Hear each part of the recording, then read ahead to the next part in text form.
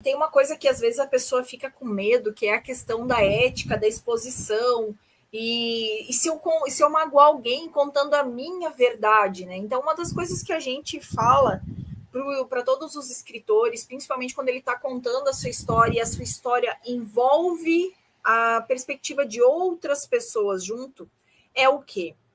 Você tem que navegar a ética, né? Quando você está contando a sua perspectiva, de que forma os fatos afetaram a você, os fatos que você viveu, como é que eles afetaram a você. E tem algumas pequenas técnicas que a gente pode usar para proteção, né? Usar nomes diferentes, né? Os pseudônimos para personagens secundários, para as pessoas que conviveram com você e que desenvolveram essa história com você. Mas focando na sua reação, no que aconteceu com você, na sua reação e na sua transformação interna, ao invés de ficar acusando a outra pessoa que tiver, que seja o outro personagem do seu livro, né? Então, uma coisa que você tem que ter em mente, principalmente se você quer gerar transformação nas outras pessoas, a sua história ela tem que servir para curar, né? E não necessariamente para ferir a outros. E por isso que a gente sempre recomenda: use use outros nomes para falar das pessoas, use outros nomes de cidades, não precisa identificar qual é a cidade. Você pode ter se magoado com uma pessoa que tem a mesma idade do que você e no livro você apresentar ela da forma como você enxerga ela, né? Vamos dizer que eu enxergo aquela pessoa como uma pessoa mais infantilizada. Eu posso retratar ela no livro como sendo uma pessoa com uma idade menor, né? Para quê? Para que ela realmente não seja identificada. Só quem conhecer o seu íntimo, às vezes, vai conseguir identificar quem são os personagens de quem você está falando, né? Você acha que aquela pessoa, a gente tem pessoas do nosso convívio, né?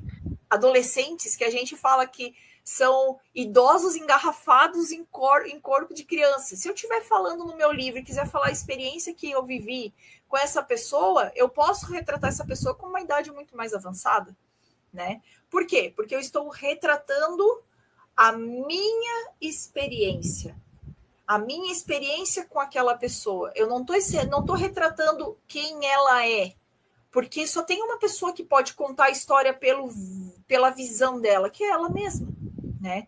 Então, eu sou detentora da minha história, eu sou detentora do que eu vivi. E eu tenho a partir do momento que eu vivi, eu tenho o direito de contar. Eu só não posso contar, eu só não tenho o direito e o poder de contar a experiência e a transformação da outra pessoa, a não ser que ela tenha me trazido um relato detalhado e tenha pedido para que eu possa relatar isso para as outras pessoas, né? A gente fez isso no ano passado no livro de uma entidade aqui da cidade que a gente escreveu. A gente foi buscar a história da entidade, a gente leu documentos para saber o que se falava da entidade naquela época. Por quê? Porque ela nasceu praticamente junto com a gente, ela tem praticamente a mesma idade que a gente, essa entidade. E como é que a gente contou a história dela? Através de entrevistas com outras pessoas. Mas mesmo assim, não é exatamente o cerne da emoção de quem vivenciou. As entrevistas foram repassadas, foram relatadas. Então a gente contou a experiência de outras pessoas porque elas nos contaram.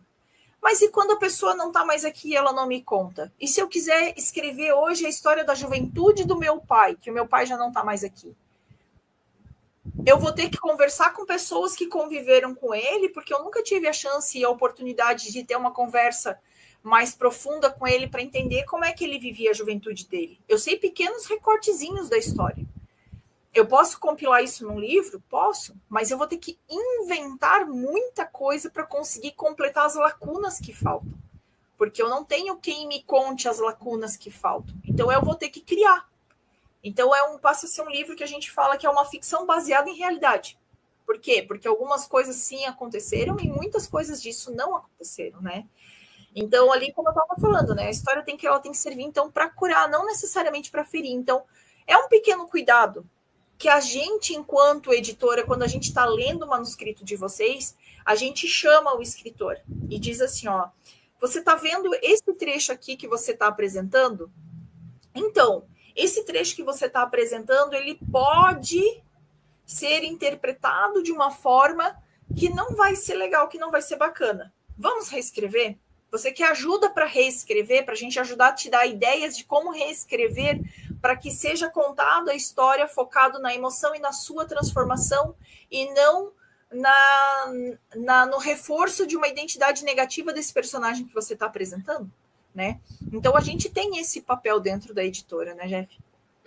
Assim, só, né, trazendo um pouquinho mais essa questão toda que tu acabou de comentar, né, lembre-se que você é o protagonista da história, e o protagonista, ele tem o papel de servir as pessoas, os leitores, né.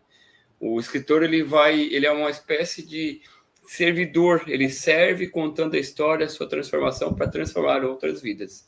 Então, quando você vai trabalhar com nomes, pessoas próximas que você não queira identificar, o pseudônimo, o nome, a idade, a cidade, isso tudo faz parte de um processo para que você também se proteja juridicamente.